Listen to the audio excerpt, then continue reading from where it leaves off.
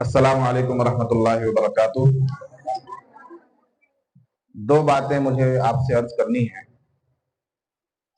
हजरत मौलाना हाशिम अख्तर कासमी साहब ने जो ये पौधा लगाया है जामिया उम्मे कुलसूम लिल बनात,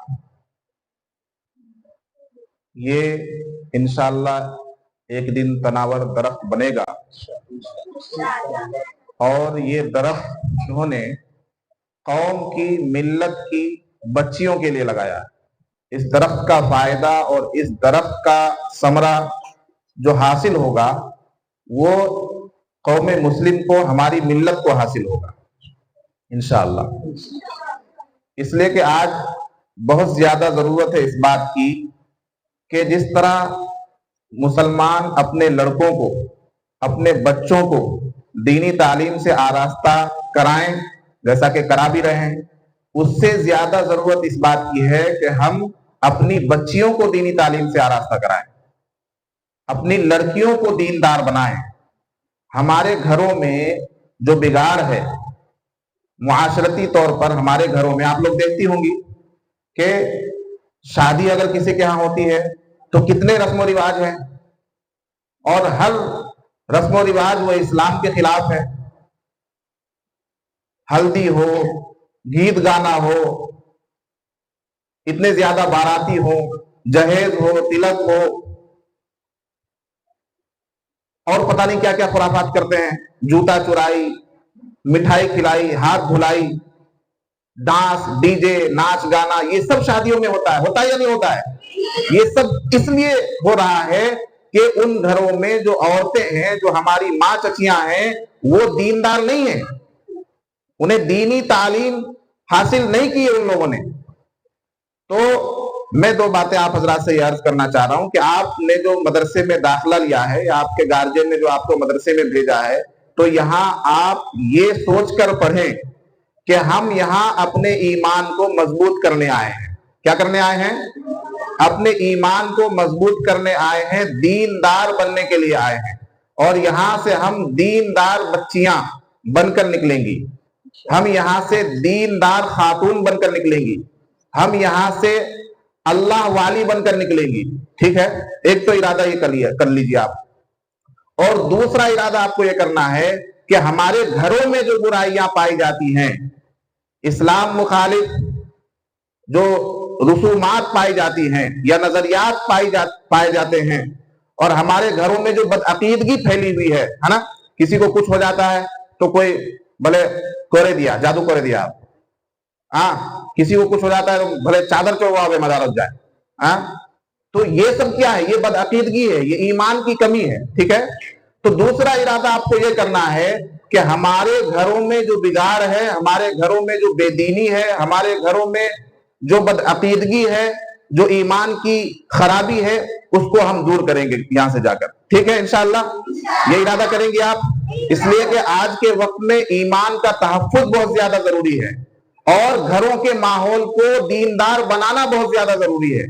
घर का माहौल उस वक्त दीनदार बनेगा, हमारी शादियां उस वक्त दीन के तरीके पर होंगी, हमारे घरों में तकरीबात उस वक्त दीन के तरीके पर होंगी, जब हमारे घर की खवातीन दीनदार होंगी, जब हमारी माएं बहनें दीनदार होंगी, जब हमारी चचियां और फूफियां दीनदार होंगी, तब जाकर घरों का माहौल दीनदार बनेगा। शादियों में खुराफात नहीं देखने के लिए मिलेंगी और तरह तरह की रसूमात नहीं देखने के लिए मिलेंगी, बदअकीदगी की बातें नहीं सुनने को मिलेंगी।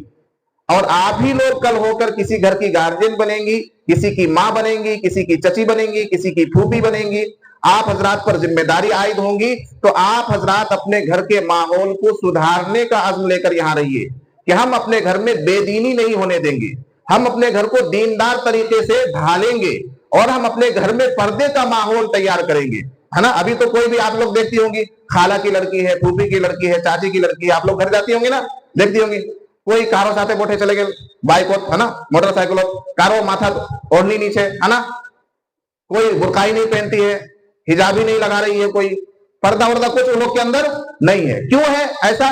इसलिए कि उन लोगों ने दीन को नहीं समझा है, दीन की तालीम हासिल नहीं की है, किसी मदरसे में उन लोगों को नहीं भेजा गया है, इसलिए ये बेदीनी है, ये दोजख में जाने का रास्ता है उन लोगों के लिए। और आप लोग जो यहाँ आई है तो आप लोगों को ये जन्नत के रास्ते में लगाया गया है।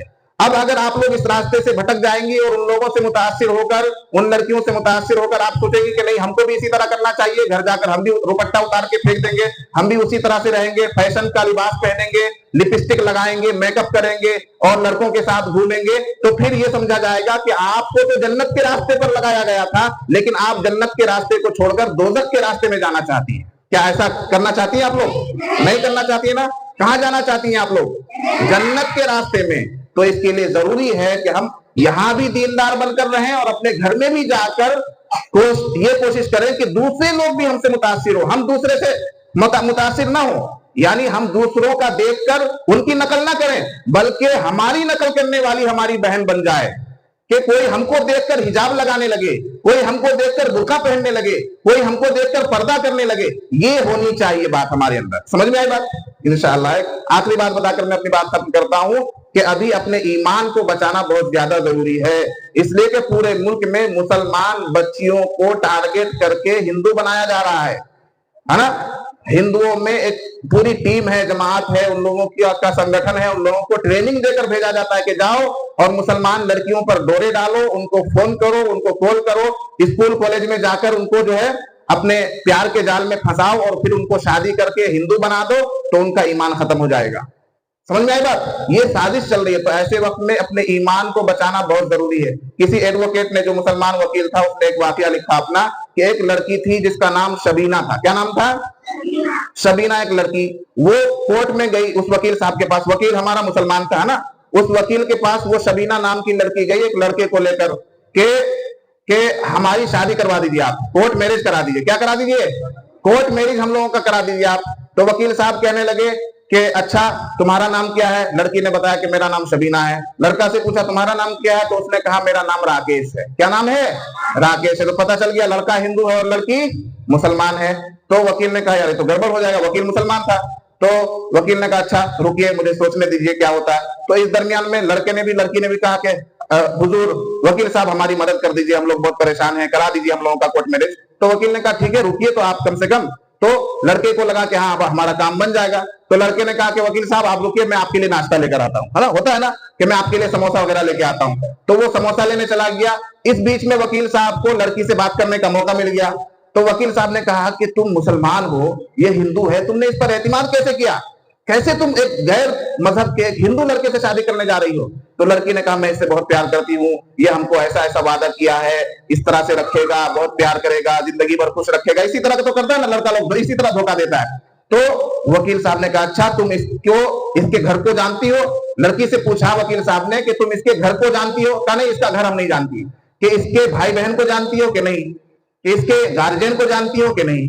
इसका घर कहाँ है जानती हो कि नहीं? सिर्फ लड़के को जानती हो, लड़का बहुत अच्छा है। वकील साहब ने कहा ये क्या बात हुई? सिर्फ लड़के को जानती हो और तुम जो उसको शादी करने चली गई हो, तुम मुझे 2 दिन का टाइम दो, है ना, क्योंकि ऐसे तो मानने वाली नहीं थी वो, कि तुम मुझे 2 दिन का टाइम दो, मैं उसके घर का पता करके तुम्हें बताता हूं, है ना। तो लड़की ने कहा कि ठीक है, अगर आप ये चाह रहे हैं कि 2 दिन के बाद हमारा काम हो जाएगा तो कोई बात नहीं, 2 दिन के बाद हम लोग आ जाएंगे, है ना। वकील साहब ने कहा कि 2 दिन के बाद तुम लोग आना, मैं तुम दोनों का क्या करा दूंगा? कोर्ट मैरिज करा दूंगा। इस दरमियान में लड़के के घर का पता लगा लूंगा। तो फिर लड़का आया समोसा लेके। तो लड़के से कहा वकील साहब ने कि भाई अभी इलेक्शन का माहौल चल रहा है, अभी तुम्हारा जो है कोर्ट मैरिज नहीं हो सकता है, 2 दिन के बाद आना। लड़की ने भी कहा कि हाँ वकील साहब हमें जो है अपना आधार कार्ड लाना भूल गई हूँ। उसको भी 2 दिन टालना था, है ना, कि लड़के के घर का पता चल जाए। उन दोनों को तो बहाना करके भेज दिया वकील साहब। अब वकील साहब ने लड़के के घर का पता लगाया, गांव का पता लगाया, तो आधार कार्ड दे दिया था ना, गांव का पता लगाया। वकील साहब उसके गांव गए। गांव में जाकर पता लगा कि ये जो राकेश नाम का लड़का है ये पहले से शादीशुदा है, 2 साल पहले से शादीशुदा है, शादी किया हुआ है ये पहले से, और इसकी एक 8 महीने की लड़की भी है, बच्ची भी है, शादीशुदा भी है और बेटी भी है उसकी। और यही नहीं, शराबी भी है, वो शराब पीता है। और यही नहीं, उस पर 2 केस है। उस लड़के के साथ एक भोली भाली मुसलमान लड़की क्या करना चाह रही है? शादी करना चाह रही है। वकील साहब ने उनके घर वालों को, लड़के के घर वालों को बता दिया, लड़के की बीवी को बता दिया कि तुम्हारा शौहर किसी दूसरी लड़की से शादी करना चाह रहा है, फला दिन कोर्ट के अंदर आ जाना। अब जिस दिन उन दोनों को बुलाया था, लड़के के घर वाले भी आ गए और लड़की के घर वाले भी आ गए। तब जाके भांडा फूट गया दोनों का। और फिर उनकी शादी रुक गई, है ना। लड़की को भी एहसास हो गया कि ये कितना कमीना निकला है लड़का, हमको कितना बड़ा धोखा देना चाह रहा था ये, है ना। तो ये पूरी साजिश चल रही है। आज के टाइम में मेरी प्यारी बहनों, हमारे लिए सबसे ज्यादा अजीज क्या है? हमारा ईमान। क्या है सबसे ज्यादा अजीज? हमारा ईमान। सब कुछ लुट जाए और हम बिल्कुल कंगाल हो जाएं, लेकिन हमारा ईमान बाकी रहना चाहिए। क्या बाकी रहना चाहिए? ईमान बाकी रहना चाहिए, ठीक है। तो सब हर जगह की जिंदगी के किसी भी मोड़ पर तुम्हें गुर्बत सताए, तुम्हारे पास कोई बड़ी से बड़ी मुसीबत आ जाए, कोई बड़ा से बड़ा जो है तुम्हारे सामने चैलेंज आ जाए, लेकिन अपने ईमान को कभी गंवाना नहीं है, ठीक है। इसलिए कि सबसे बड़ी दौलत हमारे पास क्या है? ईमान है। तो ईमान की हिफाजत करोगी ना? कैसे होगी ईमान की हिफाजत? जब हम ईमान को समझेंगे, ईमान को पढ़ेंगे, दीन की तालीम हासिल करेंगे, इस मदरसे में पढ़कर जाएंगे, ठीक है इंशाअल्लाह। अल्लाह ताला हमें सही तौर पर मेहनत से, शौक से, लगन से पढ़ने की तौफीक अता फरमाए और हमें दूसरी औरतों के लिए, आने वाली नस्लों के लिए हमें हिदायत का जरिया बनाए, तालीम और ताल्लुम का जरिया बनाए, इस्लाह मुआशरा का जरिया बनाए। आमीन। व आखिर दावाना अल्हम्दुलिल्लाहि रब्बिल आलमीन।